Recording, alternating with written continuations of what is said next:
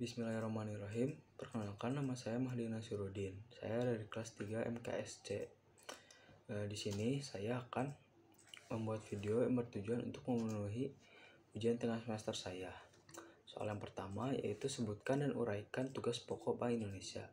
Yang pertama, untuk menetapkan dan melaksanakan kebijakan moneter, yaitu guna menjaga sistem perekonomian di Indonesia tetap stabil, maka dibuatlah sebuah kebijakan moneter. Kebijakan moneter sendiri berfungsi untuk menjaga atau mengendalikan jumlah uang yang tersebar di masyarakat untuk tetap stabil, sehingga harga barang pokok juga tetap bisa dikendalikan. Yang kedua, untuk mengatur dan menjaga kelancaran sistem pembayaran. Tugas Bank Indonesia selaku Bank Sentral Indonesia adalah menciptakan sebuah aturan, standar, prosedur, dan kesepakatan yang akan dipakai pada sistem pembayaran ini, sehingga antara satu bank dengan bank yang lainnya memiliki aturan sistem pembayaran yang sama. Dengan begitu, sistem pembayaran non-tunai dan tunai di Indonesia bisa berjalan dengan lancar. Yang terakhir ada mengatur dan mengawas perbankan Indonesia.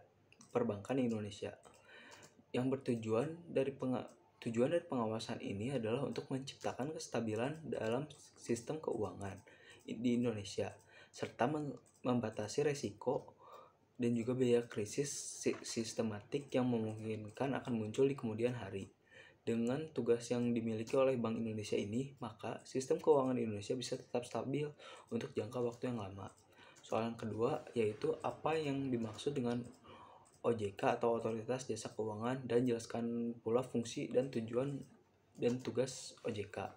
Yang pertama, Otoritas Jasa Keuangan adalah lembaga negara yang berfungsi untuk menyelenggarakan sistem pengaturan dan pengawasan yang terintegrasi terhadap jumlah kegiatan di sektor jasa keuangan. Yang pertama ada tujuannya. Tujuannya ada 3, yaitu seluruh jasa keuangan terselenggara secara teratur, adil, transparan, dan akuntabel. Yang kedua, mampu mewujudkan sistem keuangan yang tumbuh secara berkelanjutan dan stabil. Ketiga, mampu melindungi kepentingan konsumen dan masyarakat. Selanjutnya ada fungsi dari OJK. Fungsinya untuk menyelenggarakan sistem pengaturan dan pengawasan yang terintegrasi terhadap keseluruhan kegiatan sektor jasa keuangan. Bisa dibilang bahwa ini merupakan tampuk dari seluruh kegiatan di sektor jasa keuangan negara Indonesia. Selanjutnya ada tugas dari Otoritas Jasa Keuangan. Untuk melakukan tugasnya yaitu untuk melakukan pengaturan dan pengawasan terhadap kegiatan jasa keuangan di sektor perbankan, sektor pasar modal, dan sektor IKNB. Selanjutnya, soal ketiga. Apa yang dimaksud pasar modal syariah? Di mana perbedaan saham, suku, dan reksadana syariah? Dan bagaimana mekanisme transaksinya di pasar modal syariah? Pasar modal syariah adalah instrumen keuangan jangka panjang yang mengelola perdagangan surat utang, saham, reksadana dengan menerapkan prinsip syariat sebagai landasan sistem kerjanya. Yang pertama, saham.